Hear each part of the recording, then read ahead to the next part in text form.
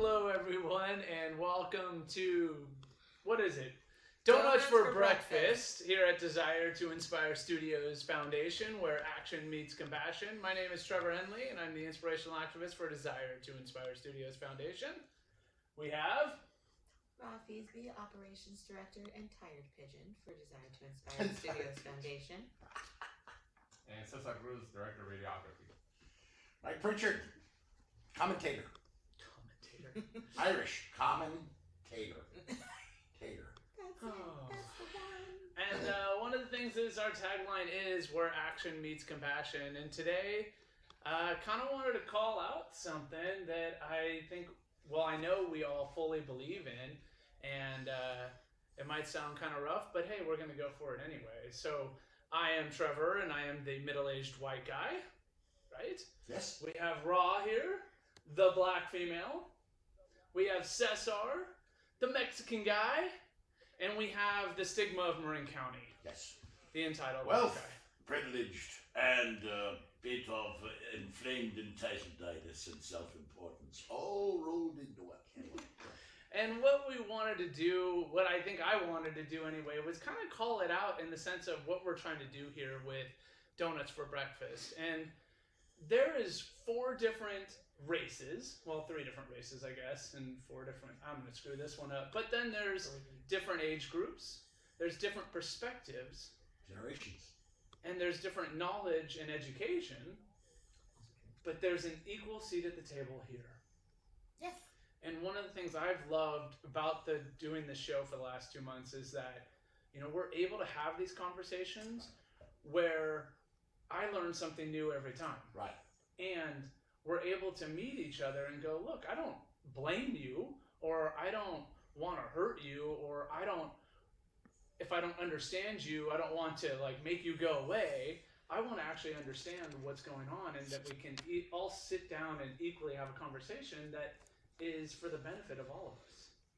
Lifelong learning at its best. Yeah. Lifelong learning, these conversations mean everything to me because I go home smarter from the wisdom that is shared at this table as a grandfather, as a father, as a husband, as a community member. And I sit there and I go, wow, I learn more here than I learn anywhere, and especially off of television or technology, because these are honest conversations with young people that are, you guys, I don't know how you are thrust into a world that I have not a lot of familiarity with the technology and all that stuff, but you guys know it, and to be able to help me understand is really important, because you're my best college teachers, and I've been past college for quite some time, 50 years. And I learned more from the 3 of you as my professors than I have from my college professors when I was in 71. So all good to me. Well, and I feel like one of the epitomes of this show was our very first one with John Wallace Yes. and Michael Pritchard, talking about both sides of the coin of incarceration, Right. and those first steps of once you're in there. And you could see that John was getting visibly upset, and because you were explaining the law side of it, Right. why they had to do certain things. Right. And then he, from the other's perspective, were like, it was degrading, it was taking Lack of away my humanity. soul. Yeah. Right. But then both sides were able to listen to each other and I believe take away a new meaning from that moment in time that you both experienced. Wisdom grows in silence. And listen. And I think I think it goes back to, like, if I could boil what we're doing here down into one moment, that was one of the defining moments, I think, so far. Absolutely. I can listen, but can I hear you? And that's the point, you know, and he's a prophetically wise young person. And it's from the depth of pain and sorrow and separation and isolation from his family where he grew up that was so stark to remind you that even our district attorney admitted readily. And when the district attorney came on and said, I finally saw he needed his family, and we had denied him that. And I was like, there you go. Right. In a nutshell, right? And that kind of community unity where you can really heal a person coming back into the community, you can really help a person when you can hear them, right? Right. So what is it that we, like for me, I think of you guys as my teachers for generational intelligence that I need because I've got a grandkid to raise and a daughter to profoundly encourage in this. And I got scared the other day looking at all the suicides that we've talked about here. It just frightens me to the core of my being that we could be raised in this quote unquote privileged community where the kids are on a continuum. We have to bring the moms in to talk about their children. What do you think causes that? What do you think? Because you're filming it, you're seeing it. I think part of it is a lot of people feel isolated in sort of the world that we're living in right now, where there's a lot of judgment pressed upon like performing and putting the pressure on yourself to put on something because you have to be on at all times. There's no off button. It's almost like the internet, it just keeps going.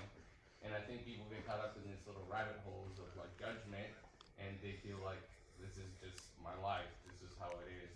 And I think when you break yourself away from it by half the time of building a community that isn't totally about it, then it makes you feel like, oh, there is a whole nother world outside of that. And I think that's part of the effort of providing a platform where people can actually engage with each other in a way that's just more meaningful, like just what conversations are about. Everybody can sit behind a phone and talk smack whatever you want to do, but that's not going to ever put you forward in your life to do something good because you're just sitting in the judgment.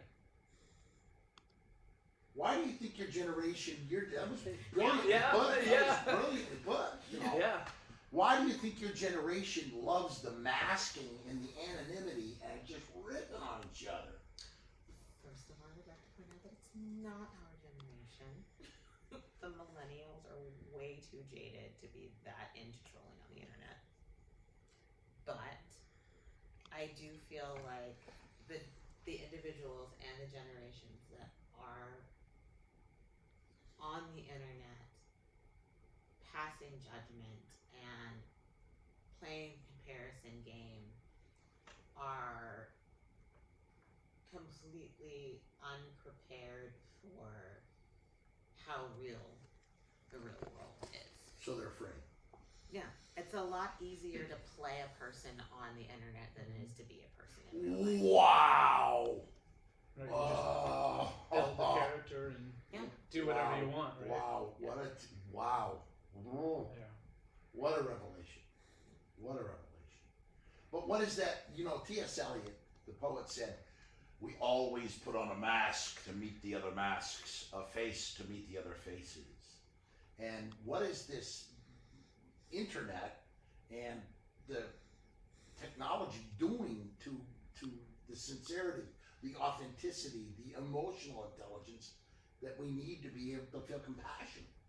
Speaking on emotional intelligence, that is the key. That's where I firmly believe that we have the opportunity to reground our children, our youth, is the emotional intelligence, the social media cognition, and the critical thinking is so important. And that's a college course. Critical thinking in media is an actual college course. And we're not at college level anymore. Kids are hopping on the internet younger and younger and younger every year. Untethered. And to, reading, writing, arithmetic, critical thinking.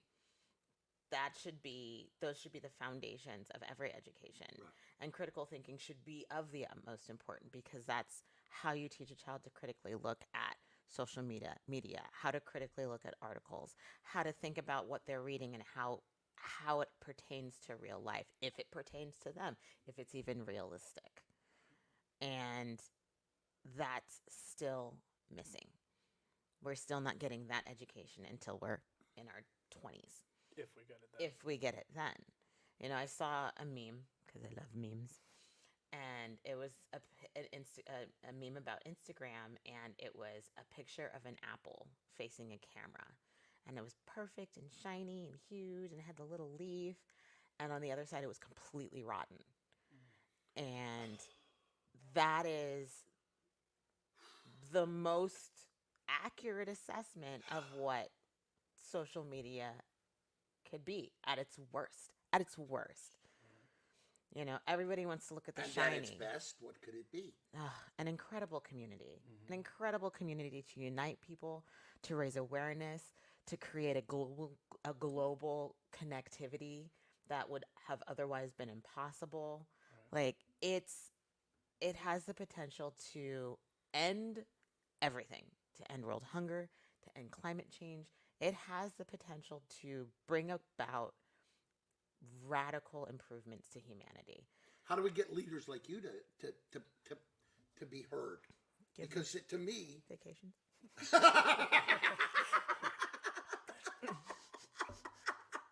So you can just go out there and Let them shoot go your on vacation, folks. Let them go on those of you vacation. that- She needs a vacation. But I totally, Yeah. all of it. You have little ones. You're raising. do. You have to be exhausted Terrified. at this point. Yeah. We've got COVID. We've got global warming. We've got hurricanes, floods everywhere, and it has to. Yesterday here in the neighborhood, a fire. People had to be evacuated. Yeah. Well, and And- then you've also got the personal attacking of people, Yes. race, hate, Yes. Yeah. indifference. Right. There's a term, and I think that we've talked about it Hmm. on the show, called compassion fatigue. Right. And I find that this year has been exceptionally exhausting. And I think for anybody who isn't a narcissistic a-hole, it was probably very exhausting. So many eyes were opened. So many things were brought to light. So many insane things Yes. happened. Like, it was just a sequence of events for like multiple weeks on end. You know, zombie deer, aliens, pandemic, UFO, ocean of fire. Like, it's just this sequence of insanity. And on top of that, humanity is suffering on the world stage. How does a mom of kids stay anchored? And how did you? Kids are really resilient Yes. by nature. I mean, I always used to say, don't worry about holding babies too carefully. They're made of rubber, they bounce.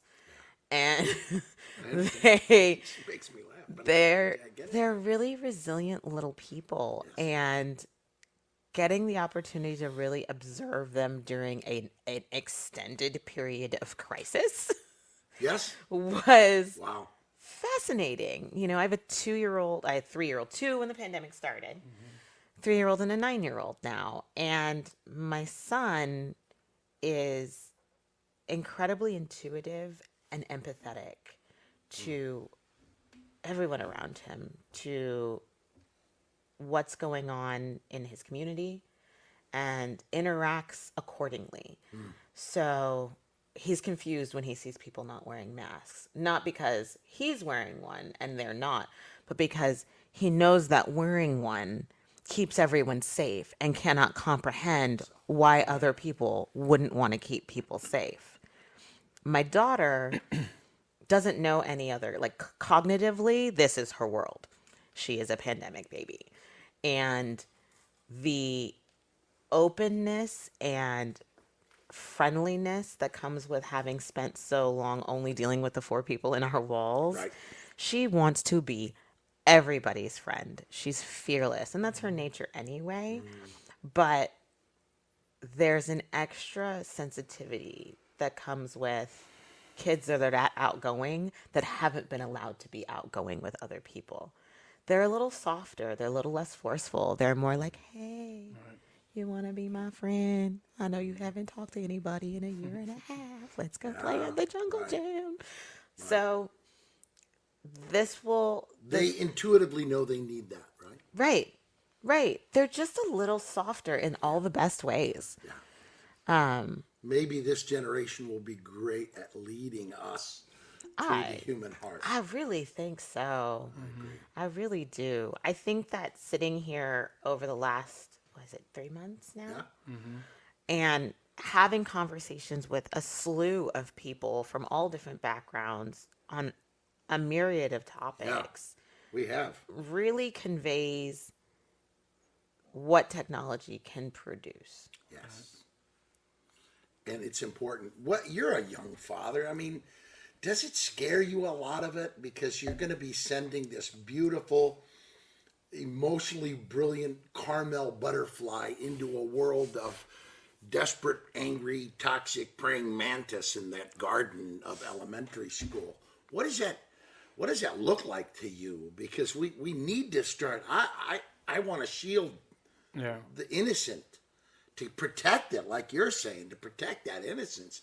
But like with technology, there is none. There's no way to protect kids from that innocence. Right. Well, the good news for us is where we live, we have barely any internet, so we can only get so much technology at the moment. But I mean, it is scary for us. It's scary for me thinking about exposing them to the world. Right. You know, we still are. You know, we just had a good friend pass 2 days ago, and I got the call as I'm dropping him off at school, and he obviously sensed what was going on, and I explained it to him, and he had the wrong person, and I assured him that their dad was still okay. But you know, but then he gave me a big hug and moved on, and went to school and had a good day. You know, so I think that there's, to a certain degree, protecting our kids from a lot of it is very much needed, but at the same time, it's also in little bites, and I don't know. I feel So well put. I feel like you're right about the softer, like I see that a lot in Colt, like just at the playground, you know, people will run up and, you know, want to jump on the ladder, and he'll just kind of go, okay, you can go. You look like you really want it more than I do. And then he'll be like, do you want to play with someone? And then just kind of hang back and wait, you know, and it's remarkable. And going to the resilience, it's like, you know, a hug from my kid is, Everything. it solves everything, right? And so just I got you. keeping the world not at bay, but in little bites, allowing them to understand that there is life out there right now. It's not all peachy keen. What is all three of you? What has this done to have this forum where we're talking about these issues, and we are inviting guests on that are remarkable? Yeah. I mean, talking about, my God, we're talking about, these are topics people don't talk about. I mean, they're hidden in fear from, you know, when you're talking about moms who are suffering from postpartum depression, and you're even just listening to that. Well, it's allowing you to become a comprehensive person. So, like, I think the definition of manhood here in our community has always been to be upfront about like just what needs to happen, but not how you feel. Right. In culture, we're very set for men to always react to things in a way that just push forward to what needs to happen next, instead of actually sit down and process emotions in Yep. a way that makes you feel like, okay, now I have to acknowledge what I'm feeling, because otherwise I'm going to carry this anger with me and this pain, and then it's going to outburst in another way. Yeah. And so I think like I've done a lot more research now, comprehending like just my own experiences, because I feel like I'm the type of person where like I might have gone through some specific like hardships that I just didn't acknowledge because I felt like that's just not what I'm supposed to do. Right. And you push to this idea that that's just how you're supposed to hold yourself up for it. And so I think it's allowed me to just slow down and really think about like what I need to be doing, but also recognizing that I have the strength in the community of people that are there to support me, because that's the other side of the coin, that you may sort of, I think what it is for me personally is I don't like to feel drenched in negativity and feel like, oh, I need to acknowledge other things like that are bad. And it's like, yes, I understand things are bad, but I can also make things better by connecting with the people that I know are doing great work and doing amazing things, and also feel inspired by the work that I love doing. Yeah. Because I think at the end of the day, it's like what we're going to be remembered for is what we're going to be doing, and the legacy we leave behind. But ultimately, having the time to develop that emotional intelligence, I think as a man, is like so key. Yeah. Because then it provides a bigger outlet. I mean, I grew up with sisters, so like I kind of already understood a little more on the grounds of what it meant to express your feelings, but I was still, even to that degree, felt like, oh no, I still have to be this person, because society told me I had to be this person. Right. What does it do for you to pump the brakes in all this technology and take time for you and your heart? What does that do? I think it just allows me to think like, and also like feel like it doesn't really matter. Like that world is the world that just lives, and that's great for people to acknowledge and to be a part of. But it's just incredible to be able to just enjoy your life in a way that's more holistic. I was actually really proud of my cousins because they just got married like 2 weeks ago, and we were on their wedding day, and like they don't have social media, and it's really interesting because they're just like, yeah, we don't think it's that important. And I think part of our effort is remembering what we want to see happen instead of feeling like, oh, I have to go out there and portray myself in a certain way. And I think that was just incredible. And I was just like, dude, that's kind of the way it should be. And I think if Yes. you really look at social media as a plus rather than your infinite definition, then it's beyond that. And then you go outside of that too, because then you don't have to worry about reading comments. You have to worry about running around, having consistent posting and all these things. It's too much to burn your own mind when you have a lot of emotional things you're going through Right. already. But I mean, again, that's not to say that it's wrong. It's just simply you can choose to do that. You have the option. Just always remember that you Right. have the option. You don't have to be engaged. My best friend in the whole wide world does not have social media. He is very sensitive to what he takes in and has chosen to, for his own mental well-being, to not Filter. participate. To Right. the world. Right. And What do you notice the impact on your other friends, though? What do you notice? see, okay, so my group of friends are very unique in that there is very little, well, with the exception of one, there is very little input from them into social media. Got it. It is all output. Like they are all getting something from social media without it. putting themselves into social media. It's very, very sparse. And for my particular group of friends, it's very information and or funny haha based. So we might spend an entire day like passing back and forth funny memes or like funny videos, or we might all go down a rabbit hole collectively. Like, hey, I just watched a 60-second video on RNA vaccinations, and these are the articles that I found that are associated with them. And these are the studies that I found are being provided in other Lifelong countries learning. that aren't Yeah. being provided here. I mean, and that's where it becomes a tool, and a tool that's being used in a constructive way. And that's where it ties back into how social media can be connectivity and educational. I want to throw this out just because I think it's absolutely fascinating. There was a woman who was a journalist for 20 years, and she had done stories on very rare unexplainable conditions after they had finally been figured out and solved. And she realized what a resource the internet could be for this potential situation. So she shifted gears and started interviewing people who had conditions that had never been diagnosed, that were undiagnosable, had been in situations for years, and doctors couldn't figure out what was wrong with them. So she crowdsourced the solutions. Wow. She put out their diagnoses, history about them. All, obviously this was all Help from consensual. everywhere. And I watched, it was several episodes, but there were 3 that really stood out to me. There was a young boy who had a particular condition, and they couldn't figure out what it was or how to treat it. And this woman found, because she was crowdsourced, found an entire network of other parents who had children with similar conditions, including a woman on the complete other side of the world in the Netherlands, whose daughter, or vice versa, daughter and son, mirrored each other. They were almost exactly the same age. Their conditions manifested in almost exactly the same way. Only difference was that their doctor had come up with a palliative plan to keep their son as mobile as possible for as long as possible. So they were able to connect. There was a girl who had a very rare genetic disorder that they couldn't work out in the United States, and they crowdsourced her condition. And a research hospital in Italy reached back out and was, we think we know what's wrong. We will treat you. We will do it for free. Come to us. Wow. Like, You have taught me Yeah. so Yeah. much. I'm just like always overwhelmed with you guys. I am like, wow. but that's the the potential, potential. of that level of global connectivity, is it creates that potential for healing, that potential for help.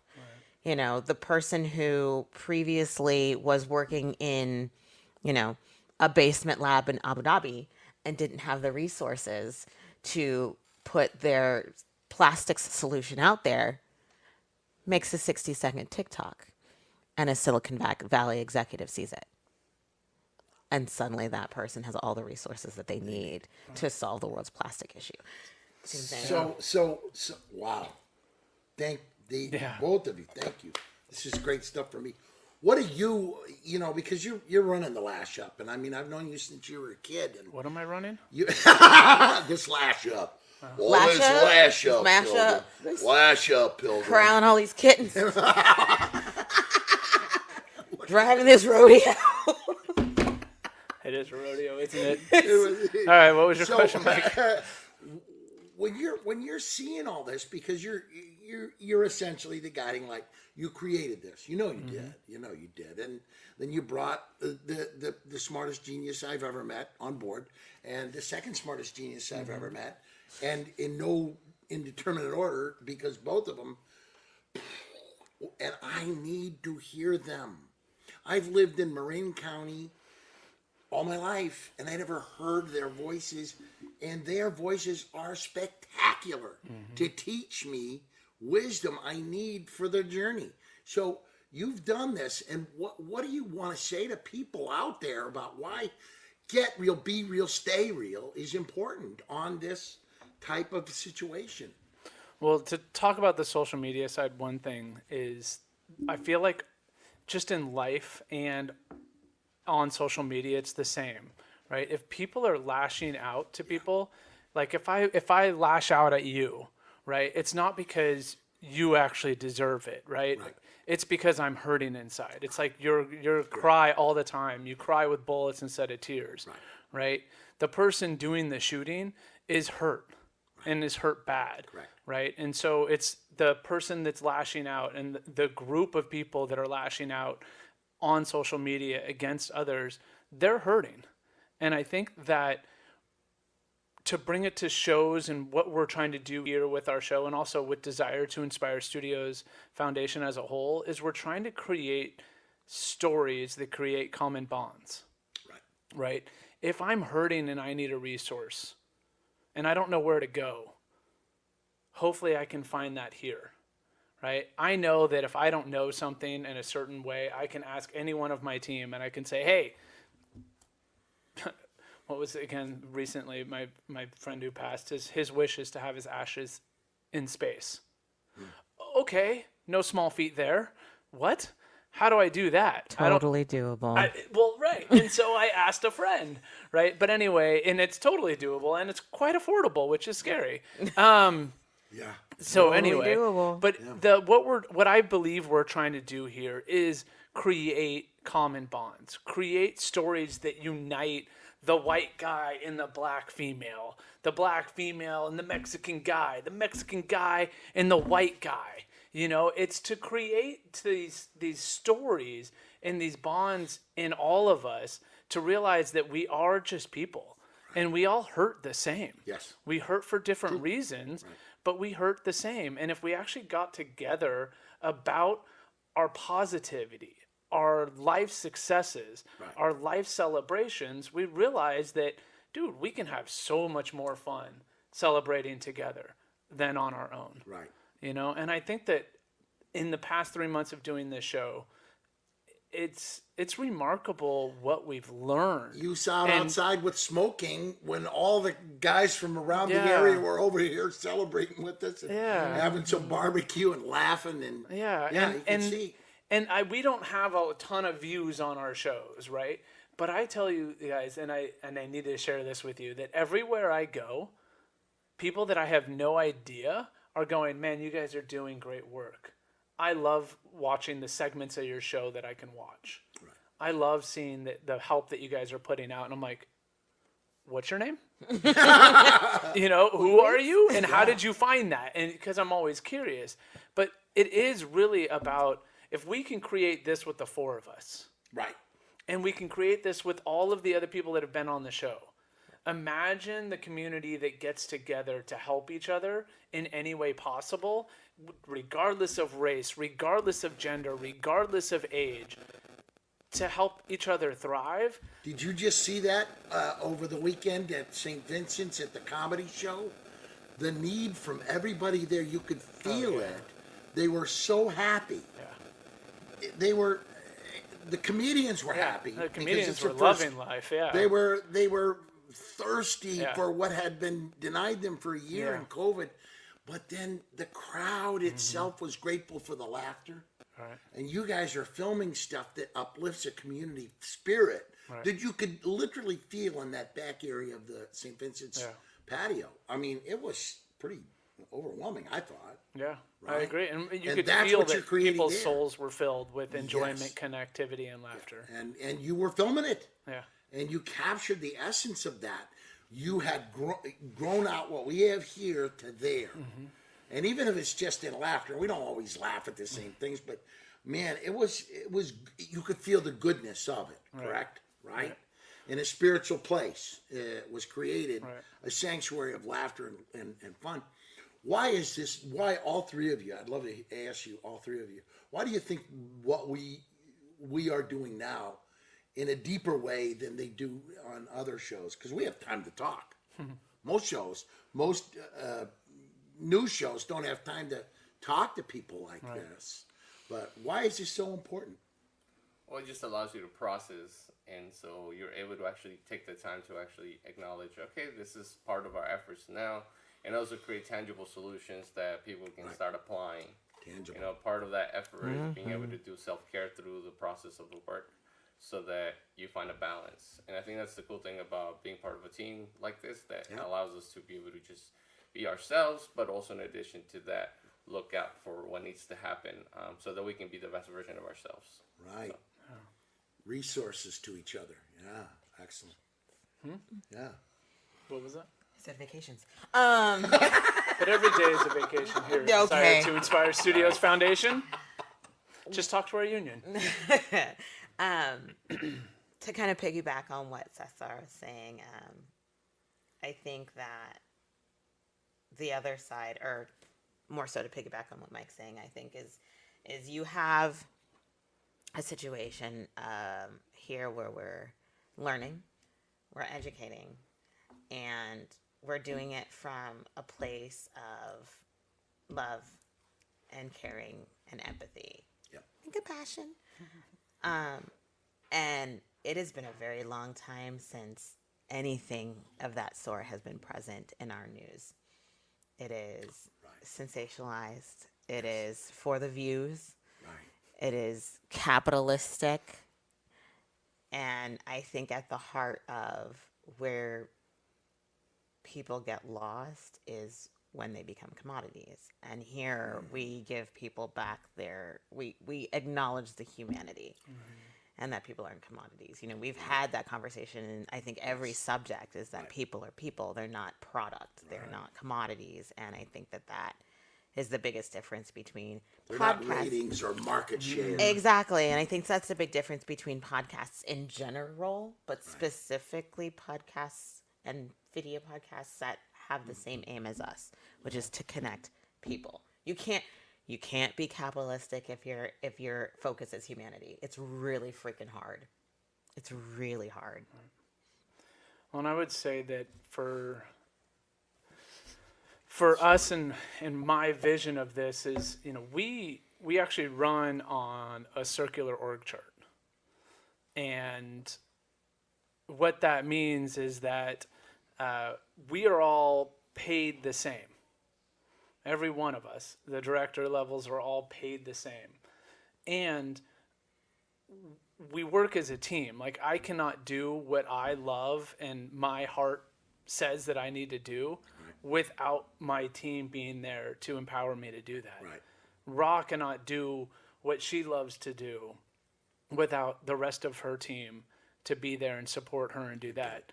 And Cesar, man, do I just feel like the most grateful man in the world to have you as our too. director of videography, man. Like, to let Cesar play It's great. is So much fun to watch. one of the most rewarding things ever to watch. And the work that you produce and the stories you tell are phenomenal. But you couldn't do what you're doing without the rest of our team empowering you to do that. And I think that you actually said it a couple weeks ago. You were like, yeah, but you're the boss and you're in charge. And I was like, am I? Are you sure? Like, one, because we all know that's not true. But two, is because, look, I may be the visionary and I may be the one that's barking out the loudest right now. But I can guarantee you that you guys would not follow what I'm saying if you didn't believe in it 100%. The ship needs wind. Right.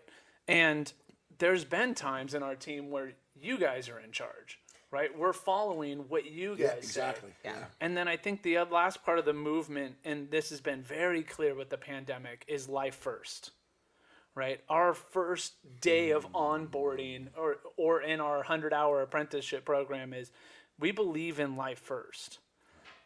So if you have to, like, again, for me, I had a best friend pass away 2 days ago. I needed to take a day off yesterday. I let Raw and Kristen know, hey, I'm lifing today. No worries. Do you need any support? Are you good to go? Yeah, we'll try and not bother you. No worries, right? And I was able to take a day off without worrying that the ship would sink. Right. And we all have that, and especially with everything that's been going on, you know, there's a lot of life. Right. Lifing and life to be had. Yeah. And so I think that when it comes down to it, is we are creating a place where Grimshaw can learn, can grow really and thrive. Thanks, flourish. Grimshaw. Really flourish. And so, you know, I think that we are Unless you didn't notice. we are creating a movement is what I feel like we are doing here Right. at Desire to Inspire Yes. Studios. We're creating an environment where everybody is equal, where the people that we work with, our clients, are equal to us. Like, I don't know any other way to do it. And I feel insanely grateful that I'm able to do what I want to do as a living. As The passion. short term for all that the three of you do is made up in one word: leadership. Sometimes you're the crew, sometimes you're the captain. And I don't mind being crew all the time because I'm learning more, as I said. I've learned more from the three of you in the past 5 months than I have from all the years of living in Marin County, trying and wanting to get up and give these speeches and the comedy shows and do this stuff, raise money. I mean, we raised $900,000 on that show. We raised $250 for Halleck Creek, and we're pulling resources in to help sustain loving compassion connection with autistic kids and horses, with the poor people on the streets, with the folks at St. Vincent's. This is important stuff. But you guys, without you, I can't do what I get to do, because you know the technologies that's going to take me walking right into the screen of their facilities. This is important stuff, and we all learn as we go. I will say I have wisdom, but it's because I'm open to listening to people that can lead me to what I need to do. And you younger people, your whole generation, and I'm sure if you know, you know, your kids will teach you, Oh my God. right? Am I wrong? Yeah. No, you are not wrong. It is. I felt like I picked up stuff fast. Yeah. They move at lightning speed, speed. yes, right, yeah. At lightning speed. My son came to us. He said, "I want to do animation." And I said, "That sounds amazing. Yeah. What you gonna do?" And my husband says, "Okay, well, you're gonna want to learn a little bit of the drawing. You want to do some sketching. You're definitely gonna get comfortable with pen to paper." My son comes back and goes, "I did this." Right. And it's a full, he's like, "So it's 32 frames. It's a really short one, Mom, but I made the characters myself and I figured out how." I'm like, What? "Hey." All right. question. That was flip books, right? Back in the day. Right? The three of you, Yeah. do you, each and every one of you, feel like they're sent to save us from ourselves at times? Yeah. Yeah. 100%. Yeah. All right, I have to that's how I apologize do. to my wife on a pretty much daily basis. So yes, I completely agree. Yeah, because I sit and listen to their. Yeah. I go, they just, wow, Yeah. whoa, and I'm in my 70s now, thinking, I'm learning more from 4-year-old, right? And the perception of how important it is, because one day I was sitting in there crying because his kid had told me about graduating from Annapolis, who had suffered indescribable sorrow in his life right here in this community. And I'm sitting there crying, and the 4-year-old walks in and goes, "What are you crying about now, Grandpa? Why don't you turn on Fireman Sam and we'll watch that?" he's cheering Grandpa, Right. who's weepy. And I thought, this is where we're headed if we're wise enough. So take a note from my life as the next generation comes in. Do what I'm doing, because I'm learning, man. I'm learning good stuff. Well, we are That's why our interns are out of important. time, No. but I know we all have about at least another 60 days worth of material to cover. So what we'll do is, I would say go for it raw. Cesar, if you have any last words of wisdom or thoughts that you would like to impart, go for it, and Okay. we'll wrap it up here in the next 4 to 5 hours. We're gonna wrap. I want to leave everybody with this because I think that it is a paradigm shift. We went from children being seen and not heard to children being the mirrors of how the world is run. And that is the greatest gift that we gave to ourselves and we gave to them. We have to be better for them so that they know better and they can be better than we were. And that's global. Rather than them just being a reflection of who we are, they reflect back to us who we are and who we have the potential to be. And that is a gift. And we have to remember that. And then I would just say great words of a great rapper that I know, Immortal Technique. Yeah. Nice, right? In the mind of a child, revolution begins. So if the solution has never been to look within yourself, how else do you expect to find it anywhere else? Part of our efforts is recognizing the inner child in our lives that wants to thrive and make things possible. So that's what we're here to do and make things possible. So let me Damn, know. Cesar. Seriously. Damn. I was just going to say I get to be a professional 5-year-old. So thank you guys. And I'm so glad that every day I get to be a professional 5-year-old from learning from that aspect and everybody that we meet and everybody that we engage with. And hey, man, come play in our sandbox if you Come play.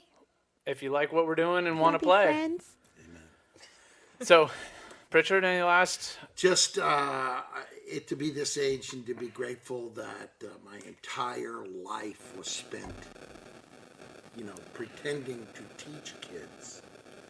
And now I have learned more from them all the way through than I could ever teach them.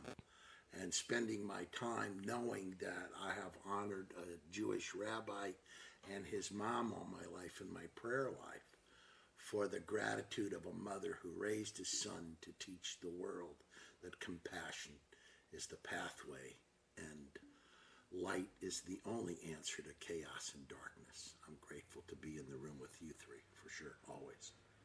Well, Michael, I hate to say this, but you haven't been pretending to teach people. It's a lie. You've been doing a wonderful job being the light for so many people. Absolutely. And there isn't a person here in Marin County that I've met that doesn't know you and hasn't been impacted by the work that you've done and supporting us. And that's a huge, huge reason why we're here today is because of the light that you lit for us and me 21 years ago in high school. But, and then you've continued to do since, like you said, your entire career. So Thanks, bro. love you, Mike. And Love you too. Love all three of whew. you. Anyway, moving on. So thank you very much for joining us here today on Donuts for Breakfast, where action does meet compassion. Please come play, be part of our sandbox.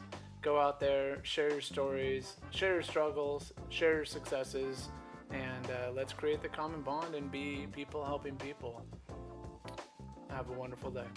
Thanks.